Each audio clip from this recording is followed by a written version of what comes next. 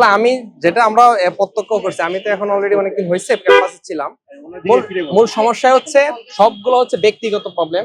ব্যক্তিগত সমস্যাগুলোর ফ্রেন্ড সার্কেলের সাথে এসে যোগাযোগ করে যে কি আমার তো এই মার্চে আমার একজন ব্যক্তিগত কোনো সমস্যা নিয়ে, পরবর্তীতে এরা কি করে ফ্রেন্ড সার্কেল, বিশাল বড় ফ্রেন্ড সার্কেল নিয়ে ওদের কাছে হামলা চালায় বা ঝামেলা বসে, সব পার্সোনাল ঝগড়ারে সামষ্টিক ঝগড়ায় কনভার্ট করে, প্রাতিষ্ঠানিক ঝগড়ায় রূপ নেয়। পরে পরে হয়ে যায় যে ideal college versus Dhaka college, এরকম একটা রূপ নেয়, সব পার্সোনাল ঝগড়া। আর এইগুলোর সবচেয়ে আমি যারা কারণ মনে করি যে এদের কোনো বিচার হয় না, যারা এই সব কর্মকাণ্ডে যুক্ত হয় এদের কোনো পরিমাণে এই পর্যন্ত মনে হয় না কোনো বিচার হয়েছে। ইমেজ নষ্ট করতেছে, কিচ্ছু কোনো বিচার, কোনো প্রশাসন, কলেজ প্রশাসন কোনো বিচার নেয় না, পুলিশে কোনো বিচার পদক্ষেপ নেয় না। যারা এইসব ধরছে মানে কাজ সংগঠিত করছে বা ঝামেলা সৃষ্টি করছে তাদেরকে আইডেন্টিফাই করো, আইডেন্টিফাই করো, তাদের প্রশাসনিক পদক্ষেপ নেয়, তাইলে এইগুলো হইতো না। কোনো পদক্ষেপ নেয় না, এইভাবে চলতেছে। বরং বিভিন্ন ভাবে এদেরকে আরো এপ্রিসিয়েট করে। ঢাকা কলেজ মানে মারামারি, আইডিয়াল কলেজ এরকম বিভিন্ন ভাবে এদেরকে ইনডাইরেক্টলি ডিরেক্টলি এপ্রিসিয়েট করে, যার কারণে এগুলো প্রতিদিন এগুলো লাগে। এগুলো আসলে বিরক্তিকর আমাদের জন্য সবারই। আমরা ইন্টারমিডিয়েটে যেহেতু এটা তো আমরা ওদের সাথে সম্পৃক্ত তো নই, সেহেতু ওদের কাছ থেকে যতটুকু জানতে পারছে যে এটা একটা মানে মেসের থাকা কেন্দ্র করে আর কি। এটা হচ্ছে ওদের ব্যক্তিগত পার্সোনাল ইস্যুটা।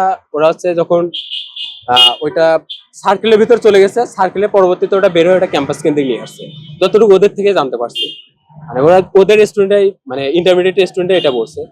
কয়েকদিন পর পর এই ধরনের ঘটনা ঘটছে। হ্যাঁ, এটা আমরা অনার্সের স্টুডেন্ট বারবার আমরা হচ্ছে প্রশাসনকে বলছি যে এটা একটা প্রতিষ্ঠানকে রিপ্রেজেন্ট করে, শুধু যে একটা ইন্টারমিডিয়েট একটা প্রতিষ্ঠানের অংশ বা ঢাকা কলেজের প্রতিষ্ঠানের অংশ এমন নয়, আমাদের অনার্স ঢাকা কলেজের একটা অংশ। সুতরাং একটা সাইড দিয়ে যে আরেকটা সাইডের মান নষ্ট হচ্ছে, এই জিনিসটাকে প্রশাসনকে আমরা বারবার বলছি।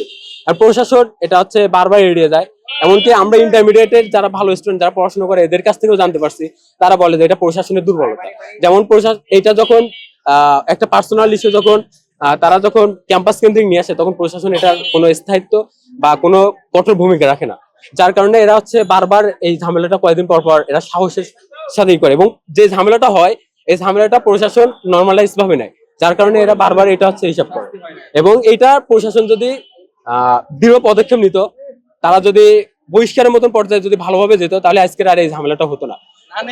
এবং এবং এটা প্রশাসন না মানে আমাদের সরকারের কোনো প্রশাসন এটা ভূমিকা রাখে না, হচ্ছে আমাদের কলেজ প্রশাসন এটা কোনো ভূমিকা রাখে।